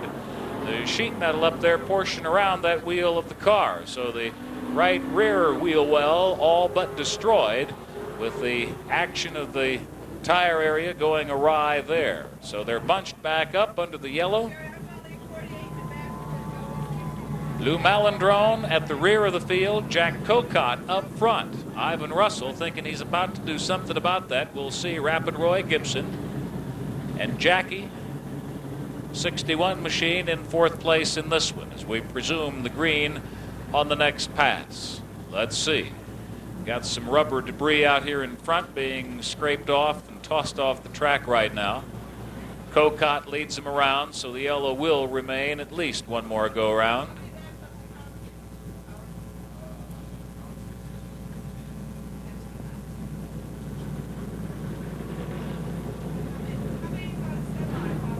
Cocott, Russell, McCluskey, then Rapid Roy, Leroy Welch, who was right up there in the thick of all a while ago, Kevin Clayton in 44.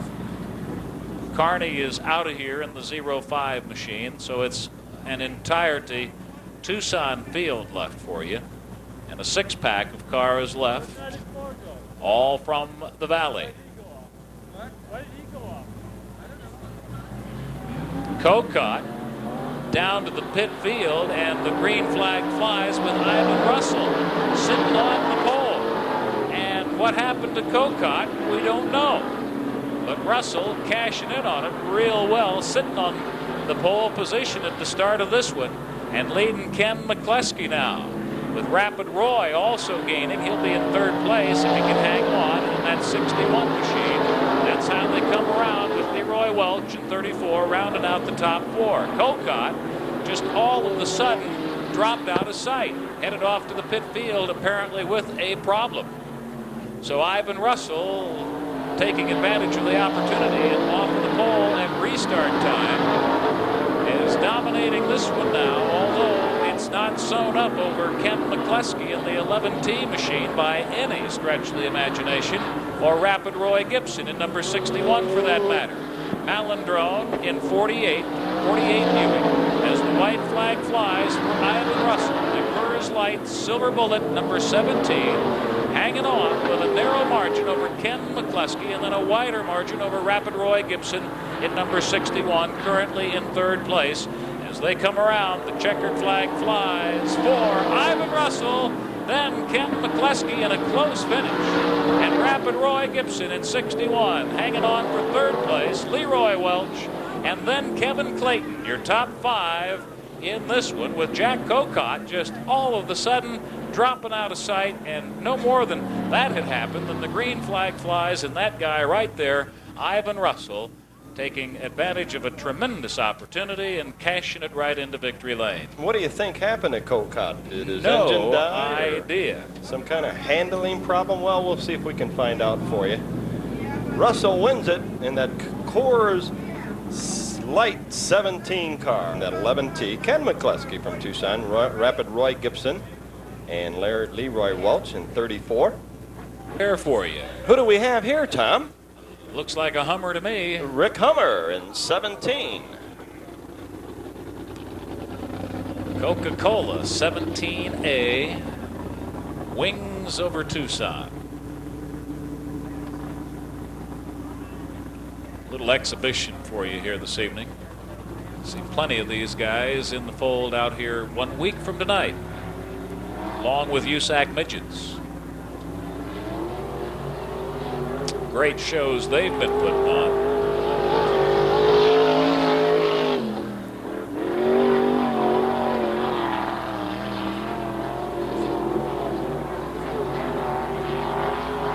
Looks like he's got it tuned in to me. Oh, lifts that left wheel off the ground just a tad there, turn number 4. Doing it without a real groove having been established as yet here this evening. Looks like the black ice, though, is about to show up. Probably by the time we wrap up our upcoming consolation race. Rick Hummer, 17A in the Coca-Cola. Uh-oh. machine, and he's run himself into some smoke up there in turn 2. Well, Rick Hummer is not humming anymore right now. Looks like he may have lost the engine. I think the fire crew might do well to keep a close eye on that one. He's had several puffs of flames in that machine. It looks like it's okay, but something all of a sudden broke just shy of turn 2. You could see it and almost feel it. Then a triple belch of fire out the pipes down the back chute, but looks like the fire's out. Looks like the fun is over, too. Well, coming up is our consolation race. It looks more like a main event for the Chargers. It's going to be 15 laps and 26 cars in a consolation race. Not 26 cars 26 to start. cars to start. Surely you jest. No, I just not. Kuhn and Metcalf will be sitting on the second row. Doug Fryer and Willie Russell in row 3. John Watson, Bernard McKierney will be the fourth row. Leroy Johnson and Jeff Bailey will round out your top 10 of the NASCAR Charger consolationists. Pierre and Todd Izzo in number 2 will also be in there behind them, and Herb Penrod, 777. Harold Davidson in 454, Paul Francis in 84, Tony Izzo in 02, Carmen Griffin in 80 in the front row. They'll be leading them around. And let's see if George Camp plans to let him go green this time. Nope, he puts his finger up in the air, waves the yellow flag. Wants to get them all out on the racetrack, get the tow truck off the racetrack, and he'll give them one more time around. In case you missed it earlier, the U of A Wildcats win over Oregon State here tonight, 31-17. And about an hour to an hour and a half later than the Wildcats, we'll see if we can get an update on Washington State doing their thing in Tempe tonight. They've all but owned the ASU Sun Devils in the past. Sun Devils going into this game this week for the first time not ranked in the top 20 in the country, so ought to be an interesting one up at the other end of our interstate as well. Wildcats are now down to but one home game left this whole season. 12 laps in this one, Tom. A 12-lapper.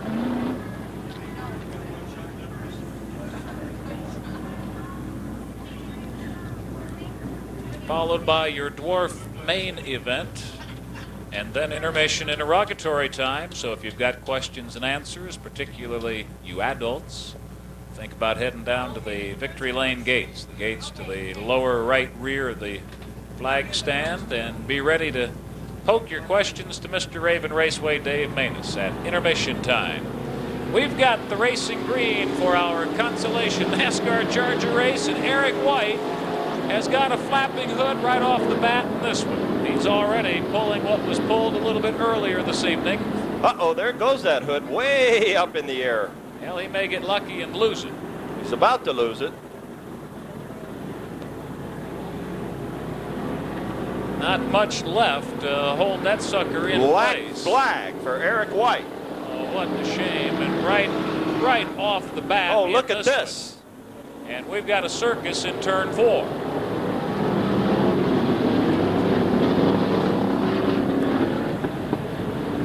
So 3 of them down, making 2 of them down in turn 4. Brings out the yellow.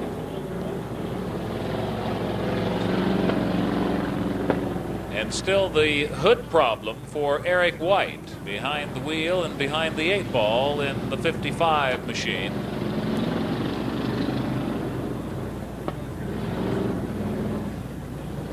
He's probably dying for something stationary that he can get up close to with the left side of that and just swipe that darn thing off of there for fear of being black flagged out of here.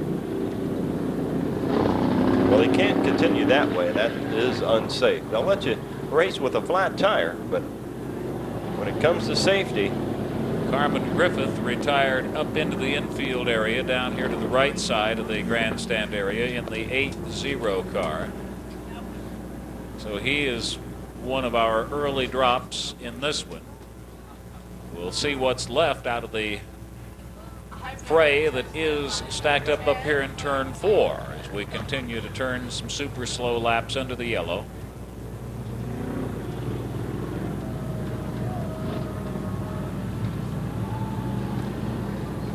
Is he still dragging it? Doesn't look like it. I believe they got rid of it. Looks like it's off of there. That flag George Camp is holding in his hand is a complete restart flag. We did not get one lap under the green. The first lap under the green, a complete lap, and we'll restart this one side by side, just like it never started. We'll pretend it never started. So it's winding up being more and more like a 15 lapper anyway, instead of the 12 that it has been changed to, in case you missed that earlier. A 12 lap consolation NASCAR Charger event is what this has now become. You see them head into a double file configuration now to assume the restart, minus at least Carmen Griffith here in the 8-0 machine. And looks like we may have another couple in trouble down here in turn 4.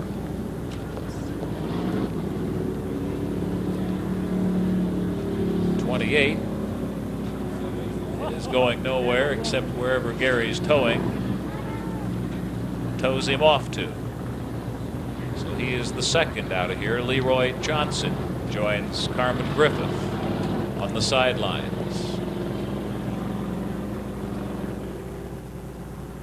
And the fire crew pushes Leroy off and away.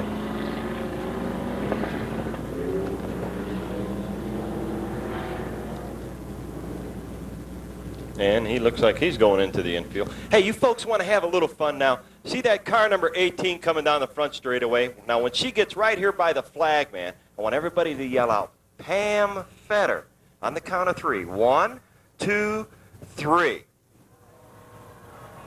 All right. We'll really confuse her now. She's wondering why we're all yelling at her. She's been a fine competitor here at Raven Raceway this year. Her and her husband, John Fetter.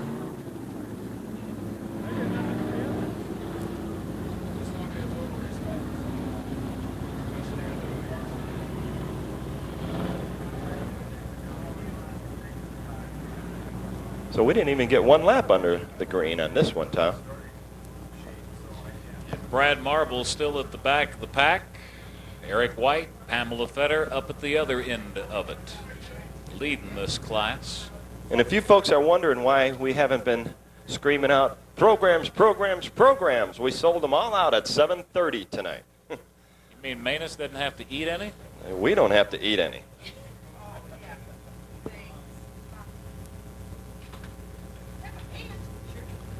Somebody have a sore throat?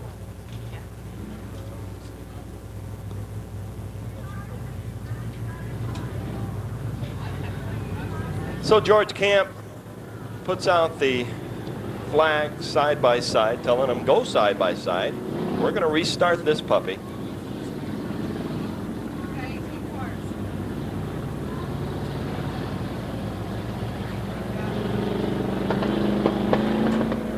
And we look like we got the track cleared now. We're still under the yellow, but let's see what happens if we're going to go green this one.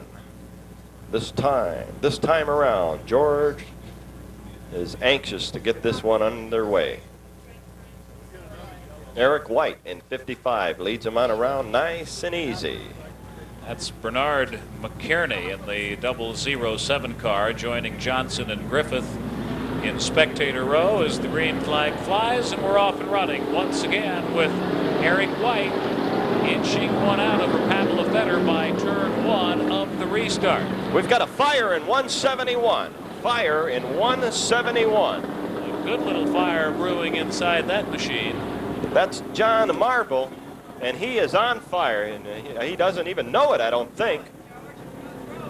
He's got yellow plenty flag of flame is out and smoke spewing out of that one. We've got one up into the wall up here in turn 4. Get out of that car. Tony Izzo in the 02 machine. And John's got himself a hot seat right now.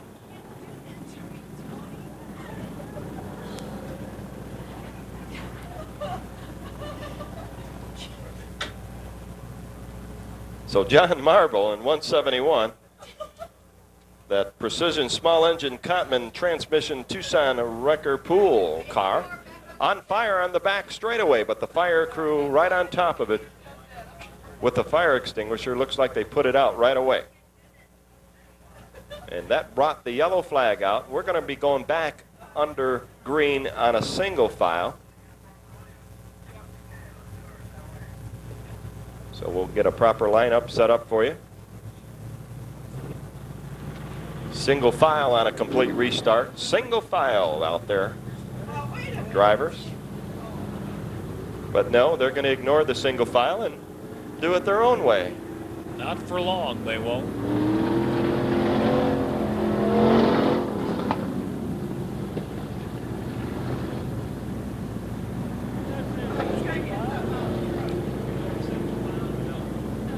Well, it doesn't look like we're going single file.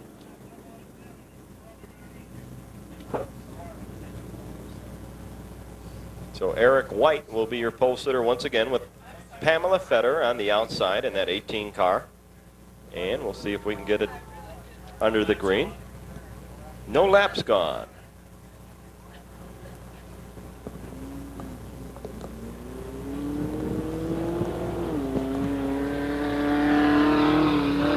So one of the Izzo brothers tries to catch up to the rest of the field. Looks like Tony Izzo. Or Todd Izzo, I should say, in car number 2.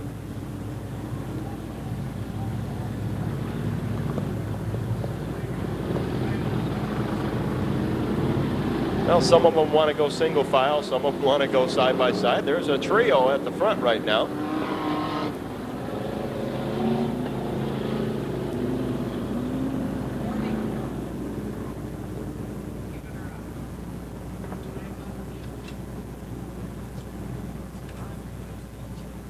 Norm Metcalf in 62 having some words with Pam Fetter in that car number 18. Well, here they come around turn number 3. Let's see if Mr. Camp gives them the green this time. Off before they come, but no, sir. Get them lined up once again. Ray Judy over there, our track official, lining the cars up. He has a radio in that corner. He knows what's going on.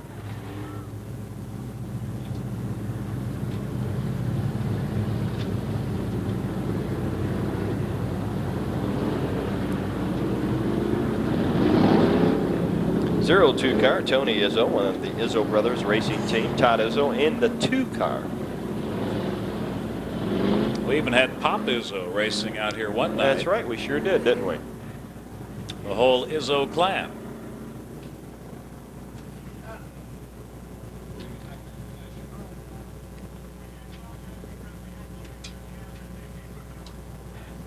Okay, let's see if Mr. Camp gives them the green this time. Here they come around 3 and 4.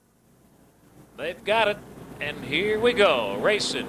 Once again, NASCAR Charger Consolation. 12-lap affair for you. Norm Metcalf and Sweet Bill Harless, the 62 machine, in second place here on the restart of this one. Uh-oh, look at them bunched up on the back straightaway. A lot of passing going on to the right and rear of John Watson's number 30 machine. With Eric White in 55 in the lead, followed by Norm Metcalf and Mark Kuhn in 360. Todd Izzo in the blue 2 is running along in 4th place in this one, but sounded like some problems developing for Eric White, and he's off of the lead in turn 2, and Norm Metcalf takes it away with White just dropping out, losing power and whatnot back there. And look at Todd Izzo, flatting that blue 2 into second place now behind Norm Metcalf. Metcalf, Izzo, then John Watson.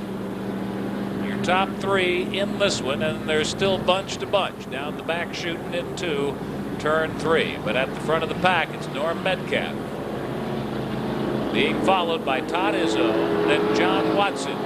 Done some pretty good charging over the weeks past out here. Pierre in 25 in 4th place as we fall under a cautionary yellow once again, with Brad Marble in number 26 down between turns 1 and 2, and 2 laps in the book on this one, so 10 remain.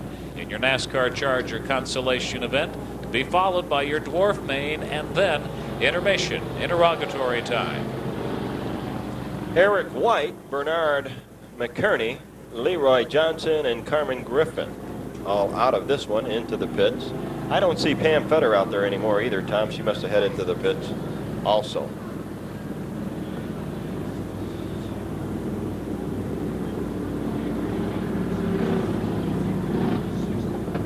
So attrition playing a part again in this consolation race for the NASCAR Chargers. Well, the Marble Transport number 26 machine with Brad Marble at the wheel, relying on Gary's towing for transport right now, and he's got him pushed up into the infield area, so he joins the ever-growing list of spectators in the infield area for this one. 10 laps remaining, but we won't restart for at